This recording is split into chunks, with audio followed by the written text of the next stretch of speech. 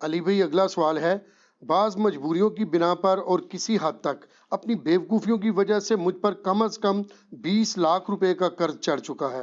بظاہر اس قرض کی اتنی بڑی رقم تو اتارنے کی کوئی بھی امید نظر نہیں آ رہی۔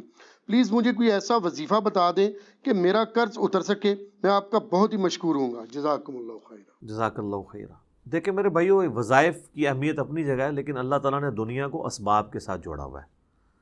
یہ نہیں ہے کہ آپ غلط حرکتیں کریں اور پھر وظائف ڈھونڈتے پھریں۔ آپ اپنی زندگی کا خود احتساب کریں کہ آپ معاملات کو کس طرف لے کے جا رہے ہیں، کیوں آپ نے اپنے اوپر اتنا زیادہ قرضہ چڑھا لیا ہے۔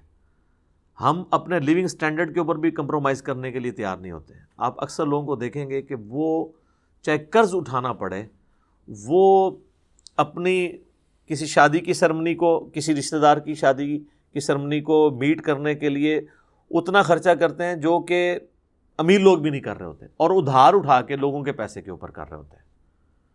اور پاکستان میں تو معذرت کے ساتھ میں نے دیکھا ہے کہ ادھار اٹھانے کے بعد اس چیز کی امید کم ہی ہوتی ہے کہ وہ واپس کرے گا۔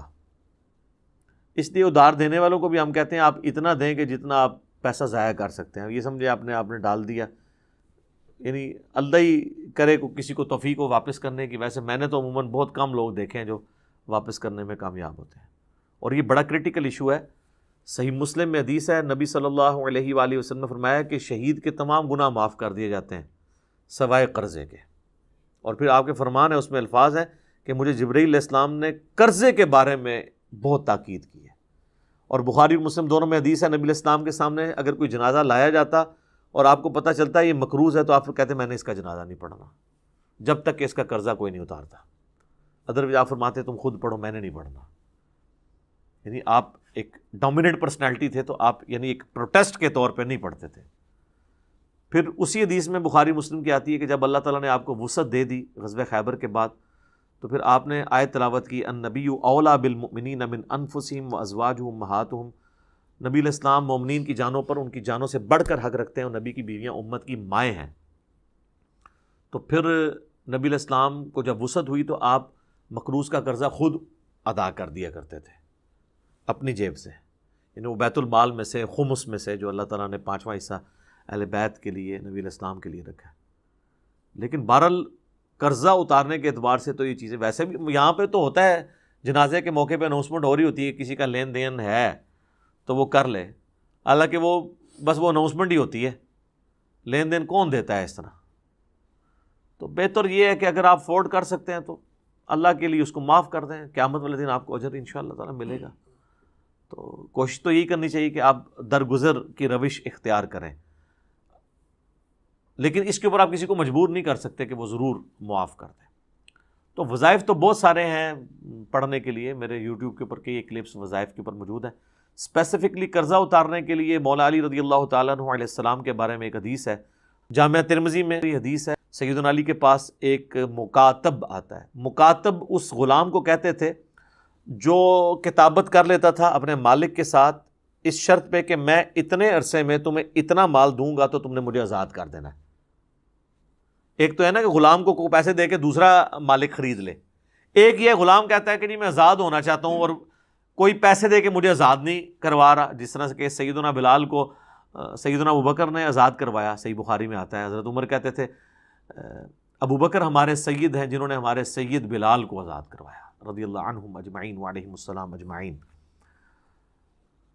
تو بعض اوقات غلام بھی اپنے مالک سے کہتا تھا کہ میں اتنے عرصے میں کمائی کر کے تمہیں اتنا مال دے دوں گا، تم مجھے آزاد کر دو۔ یعنی جب غلامی کا سسٹم چل رہا تھا، اب تو یہ ایبسلیٹ ہو چکا ہے، تو اسے کہا جاتا تھا مکاتب، یعنی جو کتابت کر لیتا تھا۔ تو ایک مکاتب سیدنا علی کے پاس آیا اور کہا کہ میں نے جو اپنے مالک سے کمٹمنٹ کی تھی کہ اتنا میں مال دے کے تو اپنی گردن چھڑوا لوں گا، تو میں تو وہ نہیں ادا کر سکا، تو مجھے آپ میری کوئی مالی مدد کریں۔ مولا علی نے کہاں سے مالی مدد کرنی تھی، وہ تو خود زہد کی زندگی گزار رہے تھے۔ تو انہوں نے کہا کہ میں تمہیں ایک دعا ایسی سکھا دیتا ہوں جو نبی علیہ السلام نے مجھے سکھائی تھی، اگر تیرا پہاڑوں کے برابر بھی قرضہ ہوا نا تو اللہ تعالیٰ تیرے لیے کوئی سبیل بنا دے گا۔ تو وہ دعا پھر انہوں نے سکھائی، اللہم اکفنی بحلالک عن حرامک، اے اللہ تو میرے لیے کفایت کر جا حلال کے مال کے ذریعے سے حرام سے مجھے بچاتے ہوئے، وَأَغْنِنِي بِفَضْلِكَ عَمَّنْ سِوَاكَ، اور تو مجھے غنی کر دے اپنے فضل سے اور اپنے سوا ہر ایک سے مجھے یعنی غنی کر دے، اپنا ہی محتاج مجھے رکھ۔ کتنی زبردست دعا ہے، اللہم اکفنی بحلالک عن حرامک وَأَغْنِنِي بِفَضْلِكَ عَمَّنْ سِوَاكَ۔ مشکات کی دوسری جلد میں مختلف دعاؤں کی جو یعنی مختلف اوقات کی دعاؤں والا چیپٹر ہے، اس میں آپ کو یہ حدیث مل جائے گی۔ چھوٹی سی دعا ہے، دیکھ کے پڑھیں کچھ عرصہ وہ زبانی یاد ہو جائے گی۔ یہ ہے، اس کے علاوہ میں نے 3 وظائف بتائے ہوئے ہیں۔ صحیح بخاری میں حدیث ہے، ابراہیم علیہ السلام کو جب آگ میں پھینکنے لگے تھے، انہوں نے پڑھا تھا حسبنا اللہ و نعم الوکیل، ہم نے اللہ ہی پر بھروسہ کیا اور وہی بہتر کارساز ہے۔ اور ابن عباس کہتے ہیں کہ تمہارے نبی بھی مشکل میں یہی پڑھتے تھے، حسبنا اللہ و نعم الوکیل۔ بلکہ سورہ آل عمران میں آتا ہے کہ اہل ایمان کو جب خبر ملی کہ کافر ان کے خلاف سازش کر رہے ہیں تو انہوں نے پڑھا حسبنا اللہ و نعم الوکیل۔ یہ تو وظیفہ قرآن میں آیا ہے۔ دوسرا وظیفہ ہے جامعہ ترمذی میں، اس کی روایت کمزور ہے، سنن نسائی الکبریٰ کے اندر اور المستدرک الحاکم میں، کہ نبی علیہ السلام ہر مشکل ہر پریشانی میں کہتے تھے یا حی یا قیوم برحمتک استغیث، اے خود سے زندہ ہر چیز کو تھامنے والے، میں تیری رحمت کے ساتھ تیری مدد کا سوال کرتا ہوں۔ استغیث الف کے ساتھ پڑھیں گے تو سنگولر کا صیغہ ہوگا، اور نون سے پڑھیں گے تو جمع کا صیغہ۔ برحمتک نستغیث بھی درست ہے، استغیث بھی درست ہے۔ اور تیسرا وظیفہ جو جامعہ ترمذی میں حدیث ہے کہ جو شخص بھی یونس علیہ السلام کی دعا کے ذریعے اللہ کی طرف متوجہ ہوا، اللہ اسے محروم نہیں لوٹاتا۔ لا الہ الا انت سبحانک انی کنت من الظالمین، یہ دعا جو ہے سورۃ الانبیاء میں آئی، اور اللہ تعالیٰ نے ساتھ ہی فرمایا کذالک ننجی المؤمنین، اسی طریقے سے ہم مومنین کو بھی نجات دیں گے جو ان الفاظ کے ساتھ ہمیں پکارے گا۔ حتیٰ کہ سورہ الصافات میں آیا کہ اگر یونس علیہ السلام ان دعائیہ کلمات کے ساتھ ہماری طرف متوجہ نہ ہوتے، پھر اسی دن مچھلی کے پیٹ سے نکالے جاتے جس دن مردے قبروں سے نکالے جائیں گے۔ تو اتنا اللہ کا آپ سمجھ لیں جلال تھا جو ٹھنڈا ہو گیا اس دعا کی برکت سے۔ اور یہ دعائی کمال ہے، اے اللہ تیرے سوا کوئی معبود نہیں، تو تو پاک ہے نا، تو تو غلطی نہیں کرے گا، میں تو غلطی کروں گا، میں ہی مجرم ہوں، میں ہی ظالم ہوں، میں ہی گنہگار گار ہوں۔ تو یہ اس سے بہتر آپ اللہ تعالیٰ، یہ میں تو کہتا ہوں یہ سید الاستغفار ہے، اس سے بہتر استغفار کے کیا سیغے ہوں گے کہ آپ ایک پیغمبر کی دعا کے ذریعے اللہ کی طرف متوجہ ہوں۔ تو وظائف تو بہت سارے ہیں، لیکن آپ نے وظائف کے ساتھ باقی معاملات بھی کرنے ہیں۔ اچھا، ان کاموں کے لیے سارے لوگ وظیفے مانگ رہے ہوتے ہیں، باقی ہر کام وہ انہوں نے خود کرنا ہوتا ہے۔ آج تک کسی نے مجھ سے یہ وظیفہ نہیں مانگا کہ مجھے کوئی ایسا وظیفہ بتائیں کہ مجھے نا بس صرف ناشتہ کرنا پڑے، باقی 2 ٹائم کی روٹی کھانی نہ پڑے، میرا پیٹ خود بخود بھر جائے۔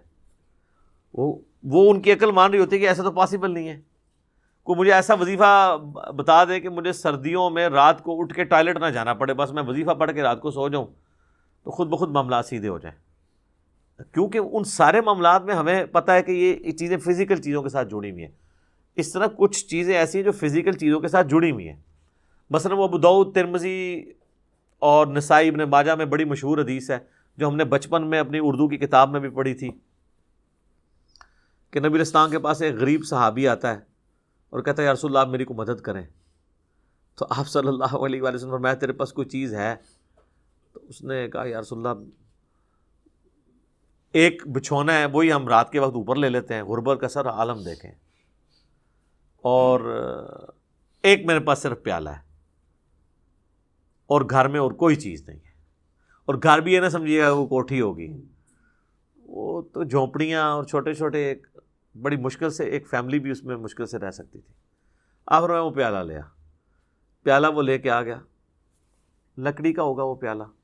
آخر میں کون ایسے خریدے؟ تو ایک صحابی نے کہا کہ میں 1 درہم میں، حالانکہ اس کی قیمت 1 درہم تو نہیں تھی، حضور کا دل رکھنے کے لیے 1 چاندی کے سکے میں خریدتا ہوں۔ تو یہ حدیث آپ کو مشکات میں بھی پہلی جلد میں مل جائے گی، زکوٰۃ والے چیپٹر میں۔ تو آپ فرمایا نہیں کوئی زیادہ قیمت لگائے۔ ایک اور صحابی کھڑے ہوئے، رسول اللہ 2 درہم میں۔ آپ نے فرمایا 1 درہم سے تو اپنے گھر والوں کو راشن ڈال کے دو، اور 1 درہم سے آپ نے فرمایا کہ جا کے نا کلہاڑا خرید کے لاؤ بازار سے۔ کلاڑے کا بھی وہ یعنی وہ کاٹنے والا حصہ لوہار سے جا کے نا آپ نے اپنے مبارک ہاتھوں سے اس میں دستی فٹ کی، ٹھیک ہے، اور آپ علیہ السلام نے وہ کلاڑا اس کے حوالے کیا اور فرمایا کہ 15 دن تو نے مجھے اپنی شکل نہیں دکھانی، جا جنگل سے لکڑیاں کاٹ اور وہ بیچ کے تو اپنا گزارا کر۔ لو جی وہ 15 دن بعد آیا تو اس کے پاس 10 درہم ہو چکے ہوئے تھے اور اس نے گھر والوں کے لیے کپڑے بھی خریدے۔ پھر آپ علیہ السلام نے اسے کہا کہ یہ اس سے بہتر ہے کہ تو لوگوں سے مانگتا پھرے، تو خود محنت کر۔ تو نبی علیہ السلام نے امت کو یہ ترغیب دلائی ہے کہ انہوں نے یعنی محنت کے ذریعے معاملات کو آگے لے کے چلنا ہے۔ صحیح بخاری میں حدیث ہے نا کہ نبی علیہ السلام فرمایا کہ اللہ تعالیٰ کے نزدیک پسندیدہ شخص وہ ہے جو اپنے ہاتھ کی کمائی سے گزر بسر کرتا ہے۔ اور پھر آپ نے حضرت داؤد کا ذکر کیا کہ اللہ نے ان کو زرہ بنانے کا ہنر سکھایا تھا، وہ اللہ سے دعا کرتے تھے۔ اس طرح بخاری مسلم میں ملتا ہے حضرت ادریس جو تھے وہ بڑھئی کا کام کرتے تھے، لکڑی کا، جو آپ ترخان کہتے ہیں۔ تو صاحب یعنی انبیاء کرام یہ سارے کام کرتے تھے اور وہ اپنی گزر بسر کرتے تھے۔ اب رہ گیا ہمارے نبی علیہ السلام کا کیس، تو ظاہر ہے کہ آپ کی زندگی تو ایک بہت بڑے مشن سے عبارت تھی۔ میرا پچھلے دنوں ایک کلپ بھی یوٹیوب پہ اپلوڈ ہوا ہے، میں سمجھتا ہوں ایک یونیک کلپ ہے، نبی علیہ السلام کا ذریعہ معاش کیا تھا۔ تو آپ کا ذریعہ معاش تو اللہ تعالیٰ نے پھر اعلان نبوت کے بعد اس کو بیت المال کے ساتھ جوڑ دیا تھا، اور اسی کے تحت میں سمجھتا ہوں جو لوگ دین کے لیے وقف ہیں اور وہ ان کا کوئی ایکویلنٹ موجود نہیں ہے، تو امت کا کام ہے کہ ان کا خرچہ اٹھائے اور انہیں اس کام کے لیے لگا دیا جائے کہ وہ اپنی پوری کی پوری انرجیز یعنی کھپا دیں اس کام کے لیے۔ تو بال اس میں یہ ہے کہ جو بھی شخص یہ کر رہا ہے پھر اس کو یہ دیکھنا چاہیے کہ میں پھر لگژریس لائف نہ گزاروں۔